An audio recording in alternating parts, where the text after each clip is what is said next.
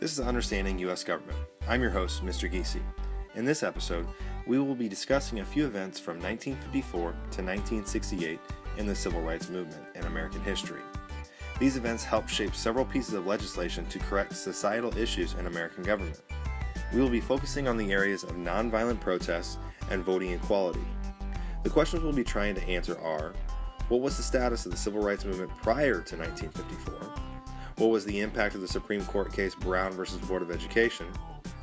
How did sit-ins and the freedom rides impact the Civil Rights Movement in the 1960s?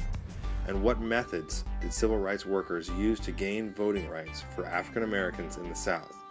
Let's try to answer those questions now. First, let's look at what the status of civil rights movement was prior to 1954. As we've discussed in class, the 13th, 14th, and 15th Amendments were passed as a result of the American Civil War.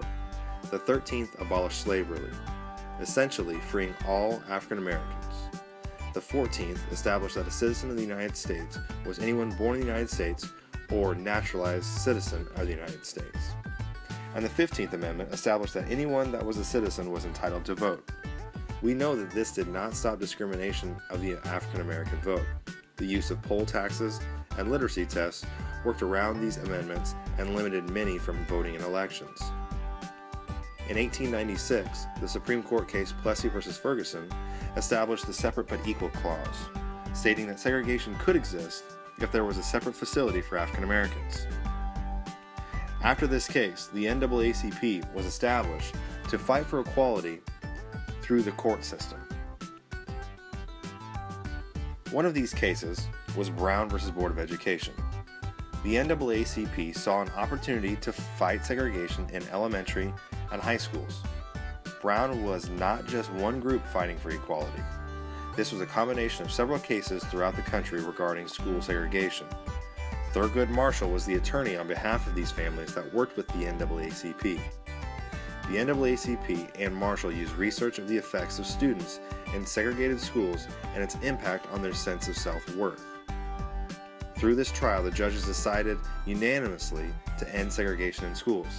This was a pivotal moment in history, but the courts just made a decision. They did not make any laws, so some segregation would continue to exist.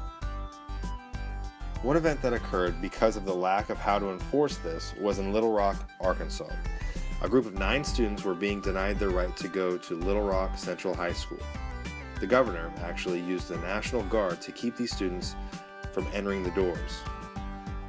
Eventually, President Eisenhower had to step in and send federal troops to escort the students throughout the day while they were in school. This brought even more attention to the civil rights movement in the media and the issue of segregation. While Brown v. Board of Education was a pivotal court case, it only dealt with segregation in schools and not in the other areas where African Americans saw segregation on a daily basis in the 50s and 60s. When Rosa Parks refused to give up her seat to a white rider, this sparked another moment for the civil rights movement. The Montgomery Improvement Association decided to boycott the buses. This protest went on for about a year, and a coordinated effort was put into place to make sure that transportation was given to those who needed it by using carpools. This boycott was effective because of a large number of people that did not ride the buses. This hurt the bus company's overall profit. And while the boycott and the violence toward the boycotters went on, court cases challenged the segregation of buses. In 1956, the Supreme Court ruled that segregation on buses was unconstitutional. This success was due to the organization of the protesters. Members got together and realized that this organization had to keep going. The Southern Christian Leadership Conference, or the SCLC, had been formed, with Martin Luther King Jr. as their elected leader. Another form of protest that emerged was sit-ins. Students did this to bring attention to segregation at Woolworth's lunch counters. Students started by just sitting at the lunch counter, and when they refused to serve the African American students, they refused to move and sat there for the entire day.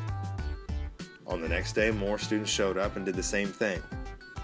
These students, while sitting there, were harassed by pouring drinks or throwing food at them. Some would even yell at them. As bad as it was, students still did not retaliate. As students were being arrested and the violence was captured by the media, These sit-ins were successful in desegregating lunch counters, and this tactic was used throughout the country. This success resulted in the Student Nonviolent Coordinating Committee, or the SNCC. Yet another group developed to keep an organized effort during the Civil Rights Movement. With all this change, one area that continued to be segregated was the waiting areas and facilities of bus companies. This was especially the case the further south that travelers went while on the buses. The Congress of Racial Equality, or CORE, decided that they would use the same nonviolent protests that were gaining success throughout the United States. The Freedom Rides planned on going to the south from Washington, D.C. to New Orleans and sitting in the white-only waiting room or using the white-only restrooms. The riders were met with violence in the form of bats and pipes or even firebombing the buses that the riders were using. Through this violence that the riders met in the South, federal intervention had to protect these riders.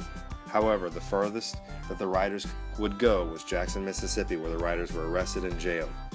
These rides did continue until the federal government finally issued rules to integrate the facilities of bus and train stations.